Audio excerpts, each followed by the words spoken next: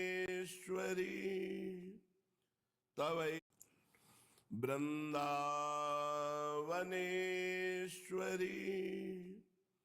तवैव पदारविन्दम् प्रेमामृतैकमकरन्द रसौघपूर्णम् हृद्यर्पितं मधुपते स्मरतापमुग्रं निर्वापयत् परमो शीतलमाश्रयामि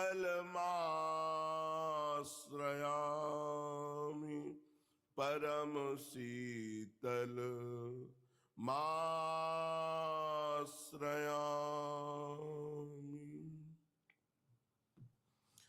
परम सच्चिदानंद घन प्रेमानंद स्वरूप नवनिभृत निकुंज महामहिम परम पावन श्री वृंदावन धाम के लाड़िले युगल सरकार प्राणाराध्य प्राण प्रिय श्री प्रिया प्रीतम जू समस्त सहचरी वृंद खग मृग पशु पंछी तरुलता यमुना रस रानी रज रानी समस्त ब्रजवासी परिकर के चरणों में कोटिशाह प्रणाम कोटिशाह नमन नमस्कार।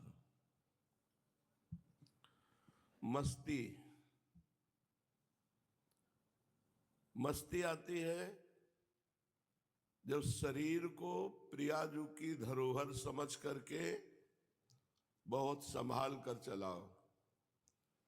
इसे मैं मानकर भोगों में गंदा मत करो तो देखो कैसी मस्ती आती है। हमको माया ने उल्टा सिखा दिया, भोगों को भोगो मस्त हो जाओगे। गलत, भोगों को त्याग करो मस्त हो जाओगे। मान लो हमारी बात, मान लो ये सब संतों की बात, सब शास्त्रों की सार बात बता रहा हूं। मस्त अलमस्त जो भोग त्यागी है वही। पहले स्फुरणाएं होती हैं, भोगों का ध्यान चिंतन होता है, फिर भोग संकल्प बनता है, फिर भोग क्रिया होती है, फिर घोर अशांति होती है। भोग स्फुरणा से ही इसको रोक दे। ये शरीर प्रियाजू की धरोहर है। चदरिया जैसी की तैसी धर दीनी, चदरिया झीनी रे झीनी। कबीरदास जी महाराज कहते हैं जैसा प्रभु ने दिया था गंदा नहीं किया, वैसे का वैसा प्रभु को दे दिया, मस्त हो जाओगे। बड़े बड़े कष्ट की परिस्थिति में भी मस्त रहोगे।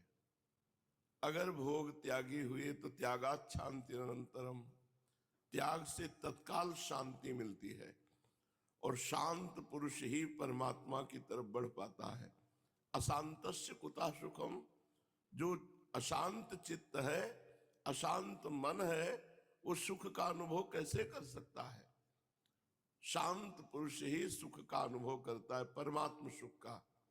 विषयी पुरुष अशांत रहता है।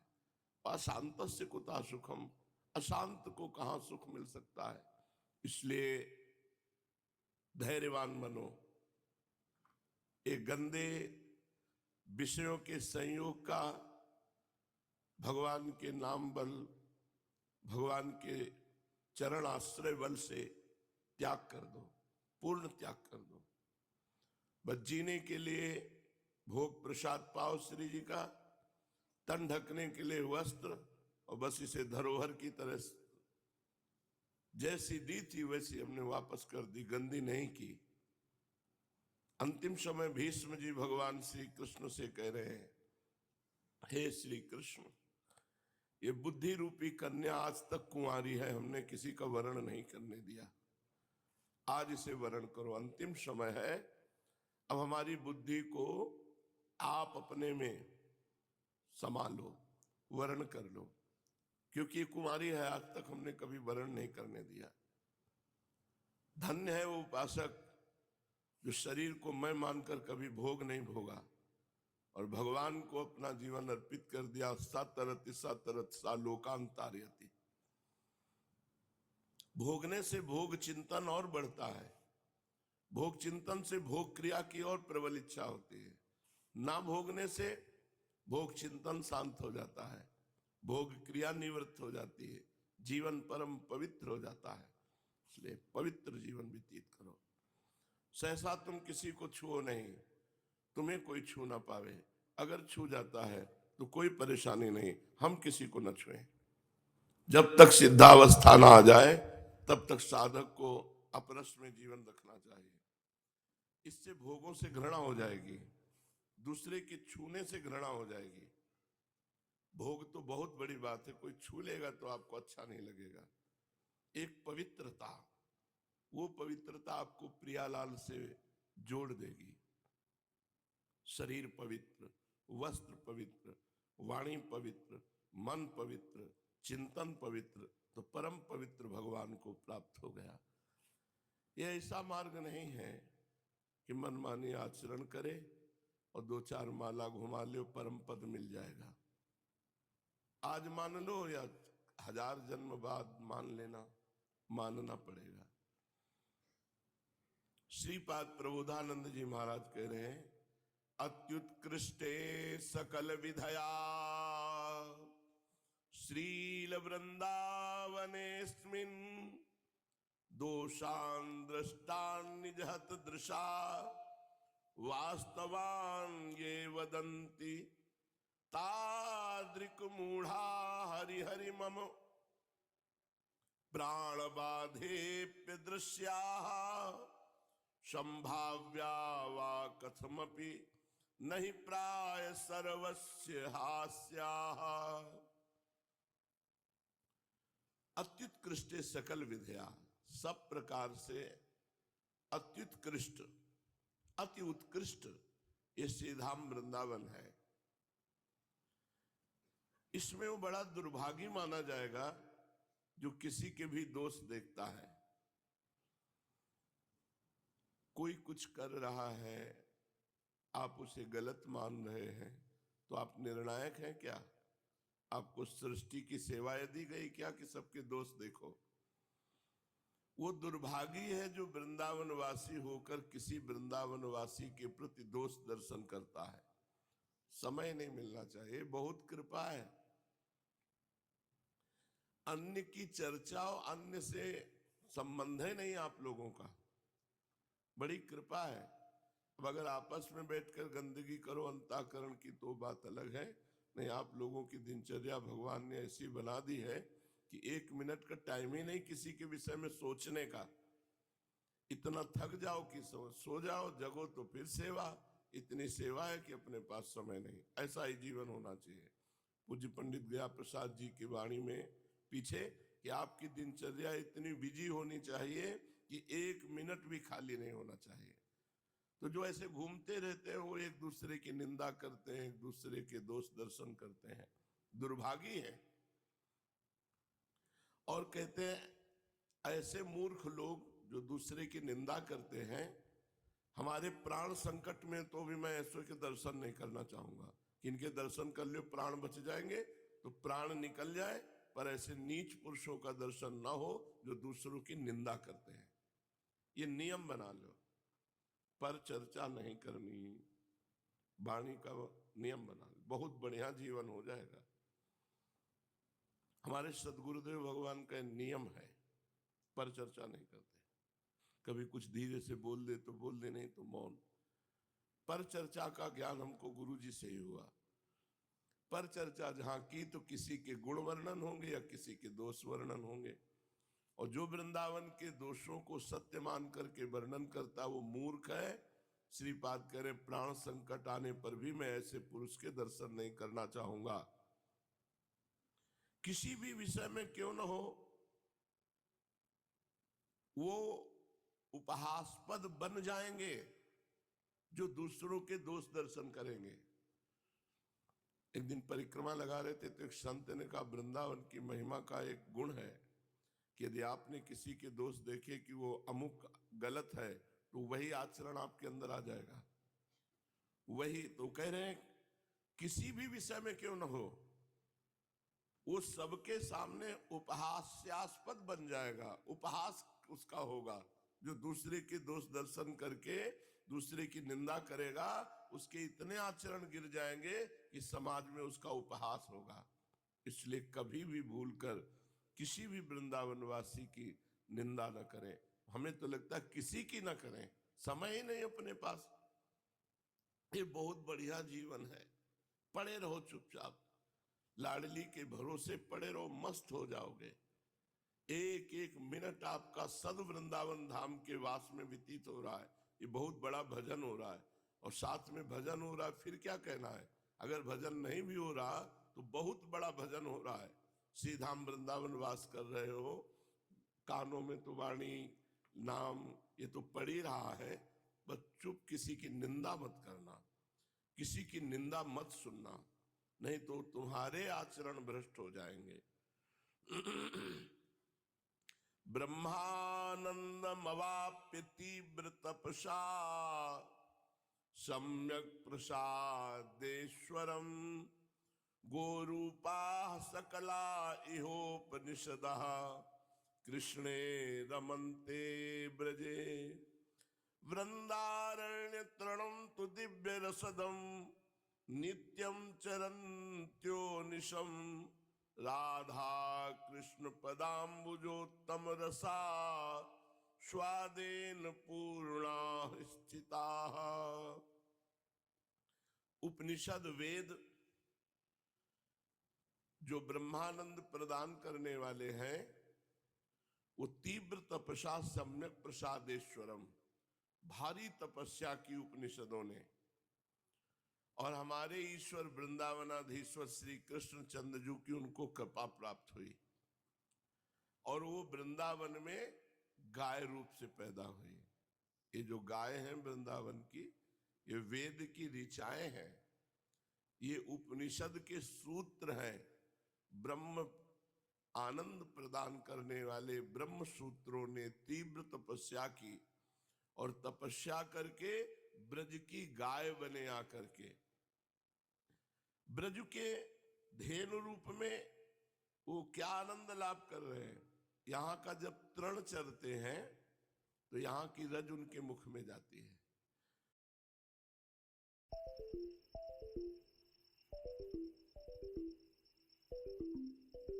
मुख में जाती है, तो रात दिन वो श्री राधा कृष्ण के चरणों के उत्तम रसास्वादन में परिपूर्ण तृप्त रहते हैं।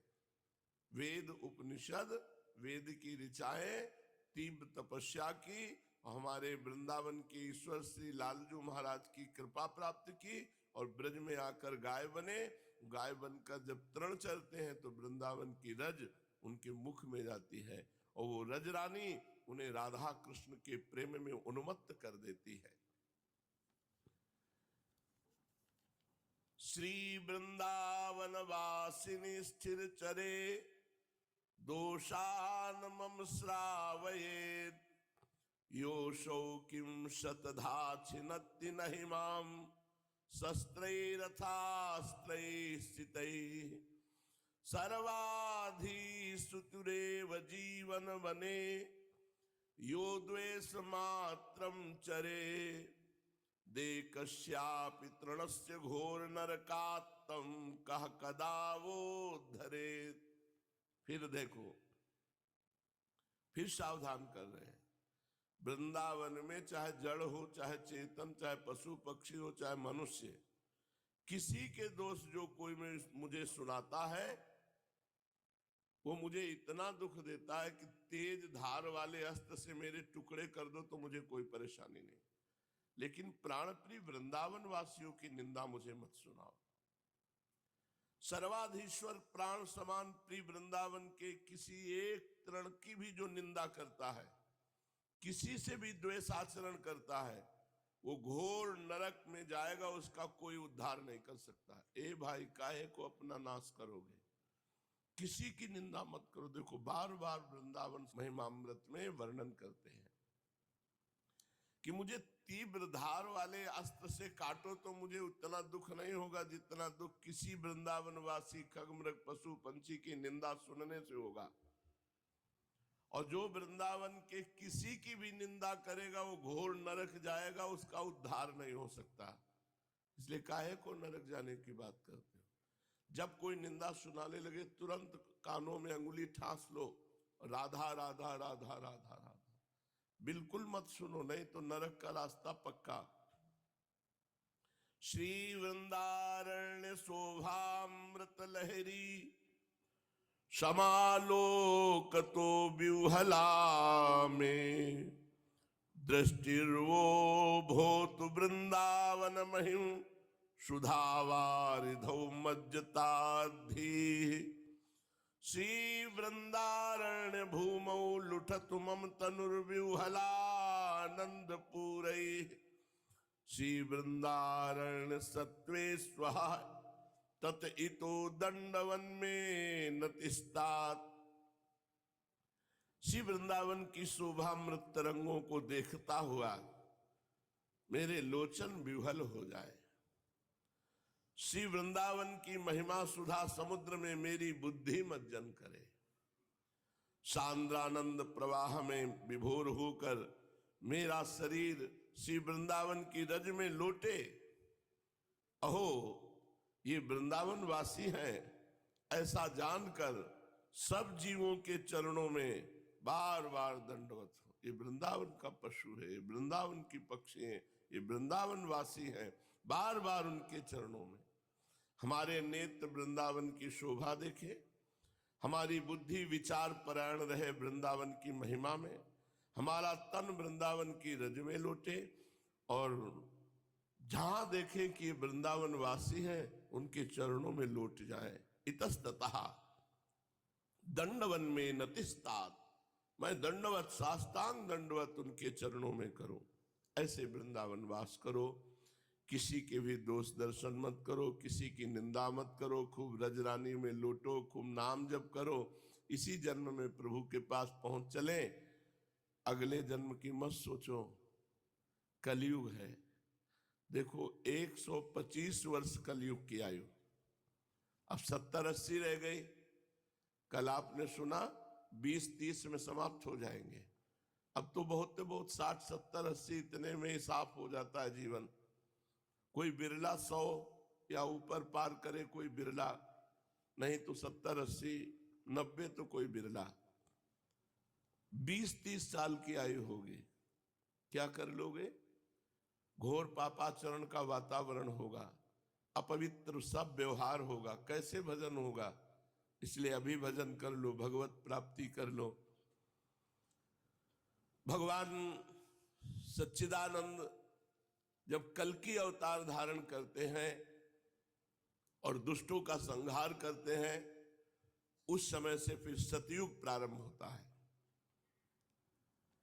जब सब डाकुओं का संहार हो चुकेगा, तब नगर की और देश की सारी प्रजा का हृदय पवित्रता से भर जाएगा, क्योंकि भगवान कल्कि के शरीर में लगे हुए अंगराग स्पर्श पाकर अत्यंत पवित्र हुई वायु उनका स्पर्श करेगी। भगवान की श्री विग्रह की दिव्य गंध संपूर्ण प्रजा के हृदय को निष्पाप कर देगी। उनके पवित्र हृदयों में सत्य मूर्ति भगवान वासुदेव विराजमान होंगे, और फिर उनकी संतान पहले की भांति हृष्ट पुष्ट और बलवान होने लगेगी। प्रजा के नयन मनोहारी हरि ही धर्म के रक्षक और स्वामी हैं। वे ही भगवान जब कल्कि के रूप में अवतार ग्रहण करेंगे, उसी समय सतयुग का प्रारंभ हो जाएगा, और प्रजा की संतान परंपरा स्वयं ही सतोगुण से युक्त हो जाएगी। जिस समय चंद्रमा, सूर्य और बृहस्पति एक ही समय एक ही साथ पुष्य नक्षत्र के प्रथम पल में प्रवेश करते हैं, एक राशि पर आते हैं, उसी समय सतयुग का प्रारंभ होता है। परीक्षित, चंद्रवंश और सूर्यवंश में जितने राजा हो गए हैं या होंगे, उन सब का मैंने संक्षेप में वर्णन कर दिया। तुम्हारे जन्म से लेकर राजा नंद के अभिषेक तक 1115 वर्ष का समय लगेगा। जिस समय आकाश में सप्तऋषियों का उदय होता है, उस समय पहले उनमें से 2 ही तारे दिखाई पड़ते हैं। उनके बीच में दक्षिणोत्तर रेखा पर समभाग में अश्विनी आदि नक्षत्रों में से एक नक्षत्र दिखाई पड़ता है। उस नक्षत्र के साथ सप्तर्षिगण मनुष्यों की गणना से 100 वर्ष तक रहते हैं। वे तुम्हारे जन्म के समय उस समय भी मघा नक्षत्र पर स्थित है। स्वयं सर्वव्यापक सर्वशक्तिमान भगवान ही शुद्ध सत्यमय विग्रह के साथ श्री कृष्ण के रूप में प्रकट हुए थे। वे जिस समय अपनी लीला स्मरण करके परम धाम पधार गए, उसी समय कलयुग ने संसार में प्रवेश किया। उसी के कारण मनुष्यों की मति गति पाप की ओर ढुलक गई। जब लक्ष्मीपति भगवान श्री कृष्ण अपने चरण कमलों से इस पृथ्वी का स्पर्श करते, तब कलयुग की ताकत नहीं थी कि वो यहां प्रवेश करता। जब भगवान अंतर्ध्यान हो गए, तब कलयुग का प्रवेश हुआ। परीक्षित, जिस समय सप्तऋषि मघा नक्षत्र पर विचरण करते रहते हैं, उसी समय कलयुग का प्रारंभ होता है। कलयुग की आयु देवताओं के वर्ष गणना से 1200 वर्षों की और मनुष्यों के गणना के अनुसार 4,32,000 वर्ष की।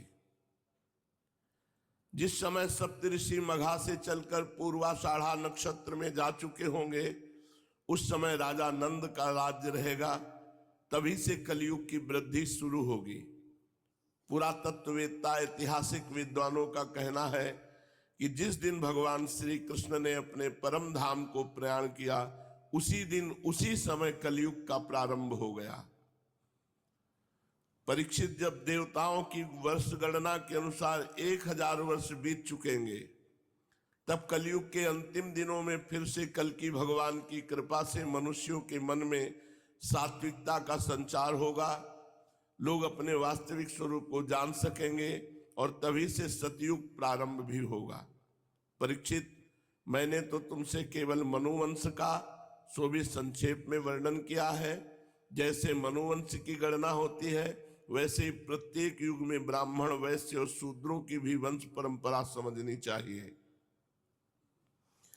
राजन, जिन पुरुषों और महात्माओं का वर्णन मैंने तुमसे किया, अब केवल नाम से ही उनकी पहचान होती है। अब वे नहीं रहे, केवल उनकी कथा रह गई। अब उनकी कीर्ति ही पृथ्वी पर जहां तहां सुनने को मिलती है। भीष्म पितामह के पिता राजा शांतनु के भाई देवापी और इक्ष्वाकुवंशी मरु इस समय कलाप ग्राम में स्थित हैं। वे बहुत बड़े योग बल से युक्त हैं। कलयुग के अंत में कल्कि भगवान की आज्ञा से फिर यहां आएंगे और पहले की भांति वर्णाश्रम धर्म का विस्तार करेंगे। सतयुग, त्रेता, द्वापर और कलयुग, ये ही 4 युग हैं। ये पूर्वोक्त क्रम के अनुसार अपने अपने समय में पृथ्वी के प्राणियों पर अपना प्रभाव दिखाते रहते हैं। परीक्षित, मैंने तुमसे जिन राजाओं का वर्णन किया है, वे सब और उनके अतिरिक्त दूसरे राजा भी इस पृथ्वी को मेरी मेरी करते रहे, परंतु अंत में मरकर धूल में मिल गए। इस शरीर को भले ही कोई राजा कह ले, परंतु अंत में एक कीड़ा, विष्ठा अथवा राख के रूप में ही परिणित होगा, राख ही होकर रहेगा। इसी शरीर के या इसके संबंधियों के लिए जो भी किसी प्राणी को सताता है, वह ना तो अपना स्वार्थ जानता है और ना तो परमार्थ, क्योंकि प्राणियों को सताना तो नरक का द्वार है। वे लोग यही सोचा करते कि मेरे दादा परदादा इस अखंड भूमंडल का शासन करते थे, अब ये मेरे अधीन किस प्रकार रहे और मेरे बाद मेरे बेटे पोते, मेरे वंशज किस प्रकार इसका उपभोग करें। वे मूर्ख इस आग, पानी और मिट्टी के शरीर को अपना आपा मान बैठते हैं और बड़े अभिमान के साथ डींग हाँकते हैं कि ये पृथ्वी मेरी है। अंत में वे शरीर और पृथ्वी दोनों को छोड़कर स्वयं ही अदृश्य हो जाते हैं। प्रिय परीक्षित, जो जो नरपति बड़े उत्साह और बल पौरुष से इस पृथ्वी के उपभोग में लगे रहे, उन सबको काल ने अपने विकराल गाल में धर दबाया अब केवल इतिहास में उनकी कहानी ही शेष रह गई है।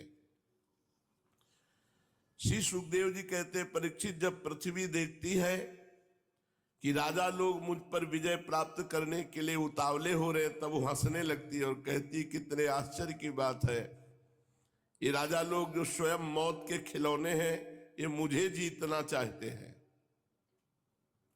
राजाओं से ये बात छिपी नहीं कि वे एक ना एक दिन मर जाएंगे, फिर भी व्यर्थ में ही मुझे जीतने की कामना करते हैं, ऐसा पृथ्वी सोचती है। सचमुच इस कामना से अंधे होने के कारण ही वे पानी के बुलबुले के समान क्षणभंगुर शरीर पर विश्वास कर बैठते हैं और धोखा खाते हैं। वे सोचते हैं कि हम पहले मन के सहित अपने पांचों इंद्रियों पर विजय प्राप्त करेंगे, अपने भीतरी शत्रुओं को वश में करेंगे, क्योंकि इनके जीते बिना बाहरी शत्रुओं को जीतना कठिन है।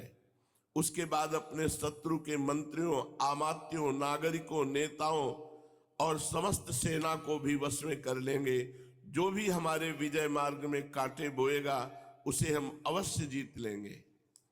इस प्रकार धीरे धीरे क्रम से सारी पृथ्वी हमारे अधीन हो जाएगी, फिर तो समुद्र ही हमारे राज्य की खाई का काम करेगा। इस प्रकार वे राजा लोग अपने मन में अनेकों आशाएं बांध लेते हैं और उन्हें बिल्कुल नहीं सूझती कि उनके सिर पर काल सवार है। यहीं तक नहीं, जब एक द्वीप उनके वश में हो जाता है, तब वे दूसरे द्वीप पर विजय करने के लिए बड़ी शक्ति और उत्साह के साथ समुद्र यात्रा करते हैं। अपने मन को, इंद्रियों को वश में करके लोग मुक्ति प्राप्त करते हैं, परंतु ये लोग उनको वश में करके थोड़ा सा भूभाग ही प्राप्त करते हैं। इतने परिश्रम और आत्म संयम का ये कितना तुच्छ फल है। पृथ्वी कहती है कि बड़े बड़े मनु और उनके वीर पुत्र मुझे ज्यों का त्यों छोड़कर जहां से आए थे वहीं खाली हाथ लौट गए, मुझे अपने साथ न ले जा सके। अब ये मूर्ख राजा मुझे युद्ध में जीत कर वश में करना चाहते हैं। जिनके चित्त में बात दृढ़मूल हो गई कि पृथ्वी मेरी है, उन दुष्टों के राज्य में मेरे लिए पिता पुत्र और भाई भाई भी आपस में लड़ बैठते हैं। वे परस्पर इस प्रकार कहते हैं, ओ मूढ़, ये सारी पृथ्वी मेरी ही है, तेरी नहीं। इस प्रकार राजा लोग एक दूसरे को कहते सुनते हैं, एक दूसरे से स्पर्धा करते हैं, मेरे लिए एक दूसरे को मारते हैं और स्वयं मर मिटते हैं। पृथु, पुररवा, गाधी, नहुस, भरत, शास्त्राबाहु अर्जुन, मानधाता, सगर, भगवान राम, खडवांग, धुंधुमार, रघु, तृणबिंदु, ययाति, शर्याति, शंतनु, गय, भगीरथ, कुवलयासु, ककुत्स, नल, नृग, हिरण्यकश्यप, वृत्तासुर, लोकद्रोही रावण, नमुच, शंबर, भौमासुर, हिरणाक्ष, तारकासुर, बहुत से दैत्य एवं शक्तिशाली नरपति हो गए।